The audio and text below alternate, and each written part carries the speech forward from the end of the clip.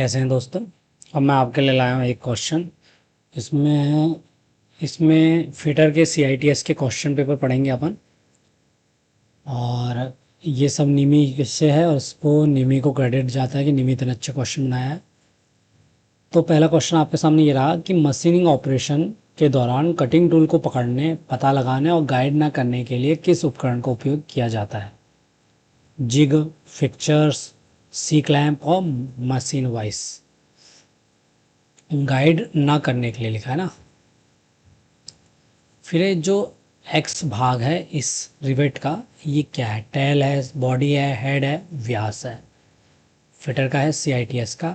ये जो press tool है इसका नाम क्या है? इस प्रेस टूल का नाम क्या है? Piercing tool, blanking tool, progressive tool और कंपाउंड टूल। पावर प्रेस का नाम क्या है? Horn bar press, adjustable bed press, pillar press और गैप प्रेस। पांचवा सवाल आपके सामने है, जो टूल दिया गया है ये क्या है? फुलरिंग है, कॉल्किंग है, रिवेट है, डॉली है। एक ही स्थान पर एक से अधिक ऑपरेशन करने के लिए किस प्रकार के बुश का उपयोग जिग में किया जाता है? Slip bush, plain bush, fixed bush, liner bush. Rivet की पिच, रिवेट के बीच जो है पिच की दूरी की गणना है। 3 into dia of rivet, 2 into dia of rivet, 2.5 into dia of rivet और 3.5 into dia of rivet. Rivet के बीच पिच की दूरी बताना है। आठवां सवाल आपके सामने ये रहा कि मिलिंग फिक्चर की बेस प्लेट के नीचे टेनन क्यों दिए जाते हैं? टूल को गाइड करने, क्लैंपिंग उद्देश्य के लिए, वर्कपीस को बैलेंस करने के लिए, फिक्चर के उचित स्थान के लिए। ठीक है। नौवां सवाल है कि जिग में प्रयुक्त क्लैंप का क्या नाम है? ये जो क्लैंप लगी हुई है, ये क्लैंप लगी हुई है, इस क्लैंप का क्या नाम है? ये वाली। Tooth, latch, toggle, wedge. 10वां सवाल आपके सामने ये रहा कि फिक्चर में प्रयुक्त सेटिंग ब्लॉक का उद्देश्य क्या है? बैलेंसिंग वेट की पोजीशन के लिए, क्लैंप और लोकेटर की पोजीशन बनाने के लिए, मशीन टेबल पर फिक्चर की पोजीशन बनाने के लिए, कटर से संबंधित फिक्चर और कार्य की पोजीशन बनाने के लिए। तो आप ये 10 सवाल है, इसके आंसर आपको देना है। इसी में अगले सेशन का भी जोड़ देता हूँ मैं। 1 मिनट के बाद इसमें जोड़ देते हैं तो हर एक ही में पूरा हो जाएगा। ठीक है। ये दूसरा है CITS फिटर का। तो इसमें आपको पहला क्वेश्चन बताना है कि साइन बार कैसे निर्दिष्ट किया जाता है? भार से, साइन बार की लंबाई से, साइन बार की चौड़ाई से, साइन बार की मोटाई से। इसमें जटिल वर्कपीस तक मापने की जांच को पहुंच क्षमता को बढ़ाने के लिए किस उपकरण का उपयोग किया जाता है? Granite surface plate, points cloud, optical rotary table और ब्रिज। तीसरा है protector slip gauge, protector type slip gauge बनाने के लिए उपयोग की जाने वाली सामग्री। Cast iron, silicon carbide, aluminium oxide, tungsten carbide.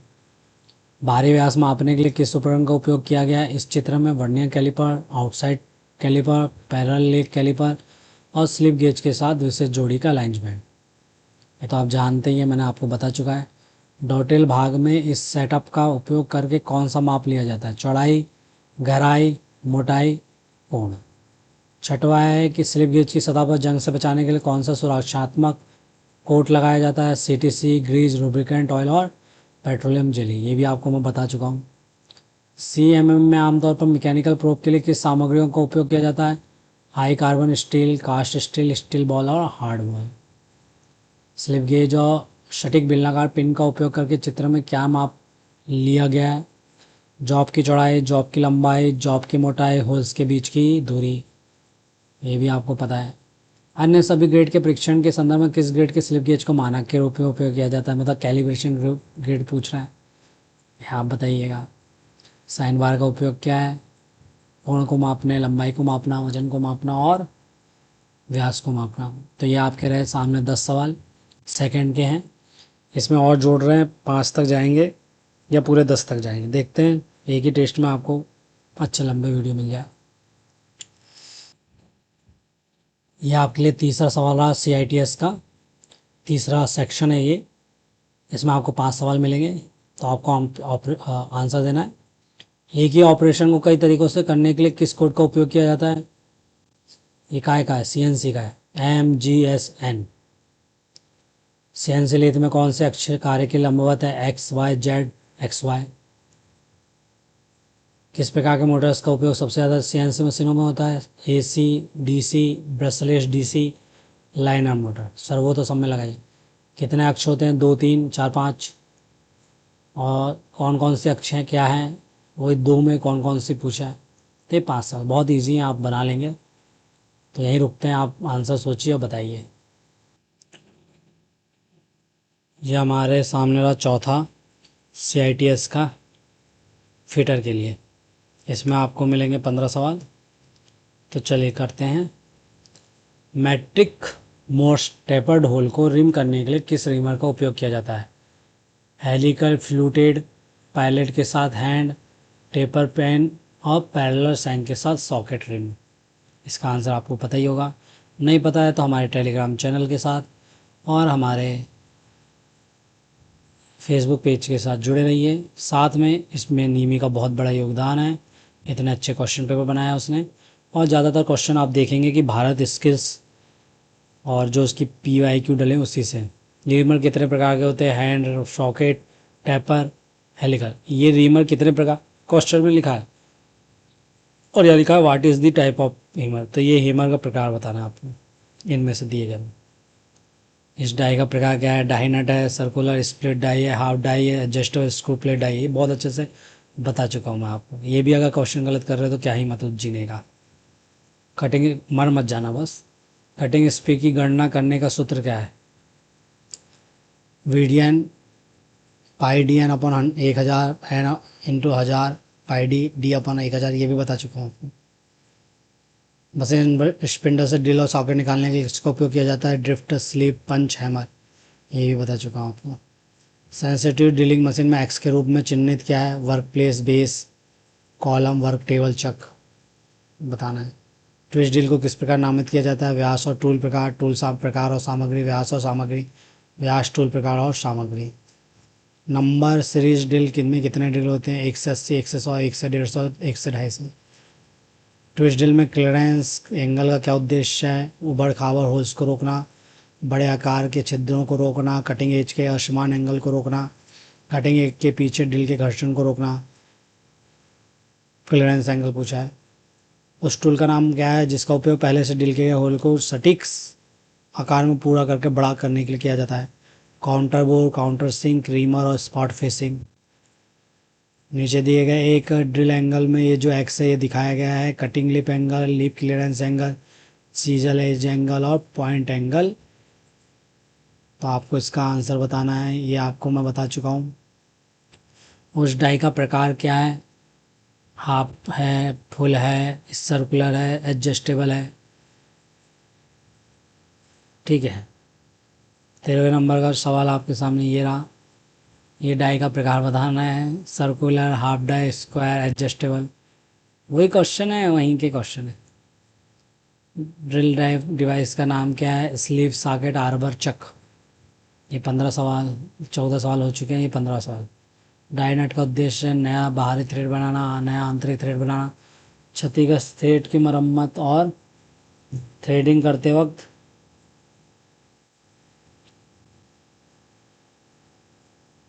Guide करने के लिए। तो ये आपके 15 सवाल रहे। चार नंबर का अपन पढ़ रहे थे CITS के चौथा फिटर का।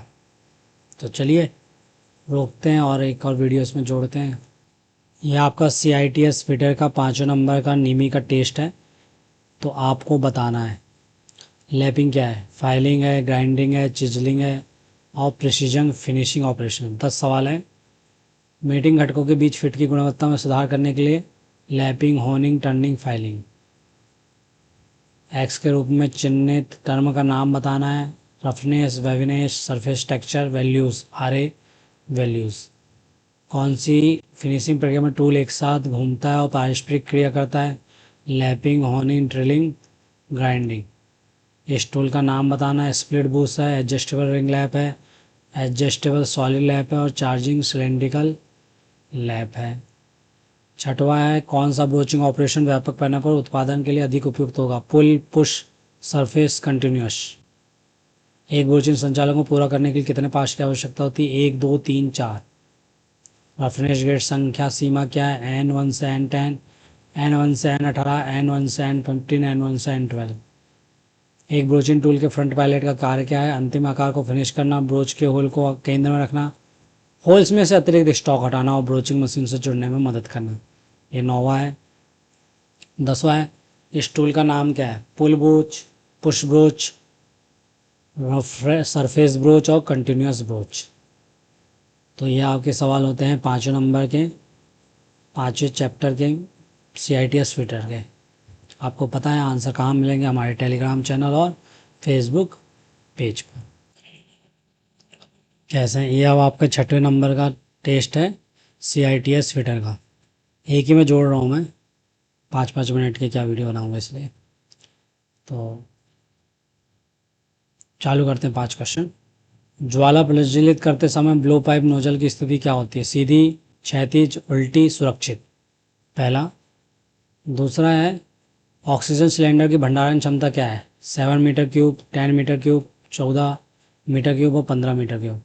तीसरा, कौन सी आर्क वेल्डिंग मशीन इलेक्ट्रोड और जॉब में बेहतर उष्मा वितरण प्रदान करती है? Rectifier, motor, welding, engine, generator. X के रूप में चिन्हित वेल्डिंग दोष क्या है? पोरोसिटी, स्लैग इंक्लूजन, क्रेटर और ब्लो होल। ये बताना है हमको, ये वाला जो चिन्ह है ना, ये वाला एक्स बताना है। 5 और लास्ट है इसका। एक्स के रूप में चिन्हित भाग का नाम क्या है? हैंडल है, मिक्सिंग चैम्बर है, ऑक्सीजन कंट्रोल वाल्व है, एक्सिस्टिलिन कंट्रोल वाल्व है। तो ये हमारे 5वें या 6वें नंबर का था टेस्ट, मैंने पहले बताया था, तो वो हो गया आपका। आंसर आपको पता ही है, टेलीग्राम चैनल और फेसबुक आईडी, फेसबुक पेज पे। ये हमारे 7वें नंबर का रहा CITS फिटर का। तो चलिए पहले चालू करते हैं question. Screw pitch gauge blade की सामग्री क्या है? Mild steel, cast iron, spring steel और medium carbon steel. Screw pitch gauge, gauge का नाम है, आपको बहुत बार पढ़ा चुका हूँ। प्लेन है, थ्रेड पिच है, एडजस्टेबल स्नैप गेज है। आपको बताना है। आकार की 2 सीमाओं में से छोटी सीमा क्या है? न्यूनतम, अधिकतम, वास्तविक आकार की सीमा। इसलिए इतनी और रिवीजन करवा दे रहा हूँ ताकि आपका क्वेश्चन आए और सही टिक हो जाए। आकृति की पुष्टि करने हेतु वर्कपीस की जांच करने के लिए किस उपकरण का उपयोग किया जाता है? Profile, snap, calliper, progressive. यदि छेद का मूल आकार 25 mm है और विचलन है ±0.2 mm, तो आकार की अधिकतम सीमा पूछा है। क्वेश्चन देखिए, बताएंगे आपको। यदि ड्राइंग का आकार, तो आकार की न्यूनतम सीमा 20 + 20 - न्यूनतम सीमा। ये तो कितनी बार पढ़ाया है। रिंग है, स्नैप है, टेपर है, इंटरनल है, ये भी आपको पढ़ा चुका हूँ। बाहरी व्यास की जांच के लिए किस गेज का उपयोग किया जाता है? Plug ring, taper ring, progressive plug gauge. बाहरी। ठीक है, बताइए। 7वां का था 9 सवाल, ये 10वां। यदि आयाम फाई के रूप में बताया गया तो आकार की निचली सीमा बताना। ये भी आप जानते ही होंगे, तो बताइएगा। आंसर वही टेलीग्राम चैनल और फेसबुक पेज। ये आपके लिए CITS का 8वां टेस्ट है। इसमें 20 क्वेश्चन है आपके लिए। चीजल की एज में क्राउनिंग क्यों दी जाती है? कोनों की खुदाई रोकने, चीजल की गति को बाधित करने से बचाने, गति को बाधित करने, फ्लैट कटिंग सुनिश्चित करने, अधिक धातु को निकालने। पहला है। दूसरा है कि चीजल को एक्स के रूप में जो चिन्हित किया गया है, ये एक्स, ये है क्या? Rack, point, clearance, angle of inclination. तो आपको बताना है। दूसरा ये भी बता चुका हूँ। कोने और जोड़ों पर सामग्री हटाने के लिए किस चीजल का उपयोग किया जाता है? Cross cut, diamond, half round. कोने और जोड़ों पे। इस फाइल का नाम आपको बताना है। नीडल है, टिंकर्स है, फ्लेक्सिबल है, मशीन है। बहुत अच्छे से पता है। सेंटर पंच का कितनी बार बता चुका, 90 है, 60 है, 30 है, 120 है।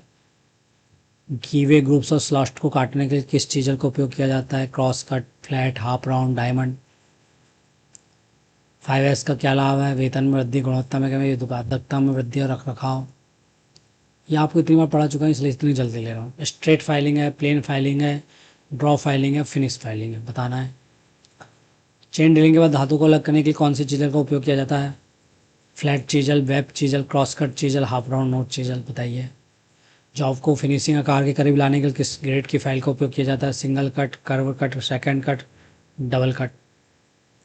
माइल्ड स्टील को काटने के लिए चीजल का झुकाव कोण कितना है? 34 डिग्री, 34.5 डिग्री, 33.5। बिका कागज के पृथक्करण के डिब्बे का रंग कोड क्या है? लाल, नीला, काला, हरा। हेक्सा ब्लेडों को कैसे निर्दिष्ट किया जाता है? लंबाई, चौड़ाई, पिच, पिच प्रकार, सामग्री, चौड़ाई, लंबाई, मोटाई, लंबाई, पिच, सामग्री का प्रकार। ये जो है निम्न प्रकार का हेमर में क्रॉस पिन हेमर बताना है ABCD में। सिंगल कट फाइल में किस कोण को एक्स के रूप में चिन्हित किया गया है? 51, 58, 60, 70। ज्वलनशील तरल पदार्थ और द्रवीकृत ठोस पदार्थ से लगने वाली आग को ABC में किस क्लास की फायर है? कौन सा 5S शब्द आवश्यक वस्तुओं को अनावश्यक व्यक्तियों से हटाता है और बाद वाली वस्तु को हटा देता है? ये भी आपको पढ़ा चुका हूँ। ये जो दिखाया गया ये क्या है? सेट है, स्टाइल है, पैटर्न है, सीरीज है। ये नीडल किस प्रकार का है? नाइफ है, मार्किंग है, क्रॉसिंग है, बैरेट है। फाइलें का प्रकार कैसे निर्दिष्ट किया जाता है? लंबाई, कट, एज, आकार। लंबाई, ग्रेड, कट, आकार। चौड़ाई, लंबाई, आकार, ग्रेड, कट, ग्रेड, मोटाई, चौड़ाई। तो ये आपके रहे 20 सवाल। 8वें नंबर का टेस्ट था। आपको इसके आंसर मिलेंगे हमारे टेलीग्राम चैनल और यूट्यूब और फेसबुक पेज पर। यह आपके लिए रहा 9वां। इस बीयरिंग का प्रकार बताएं। रोलर है, बॉल है, थ्रस्ट है, जनरल है।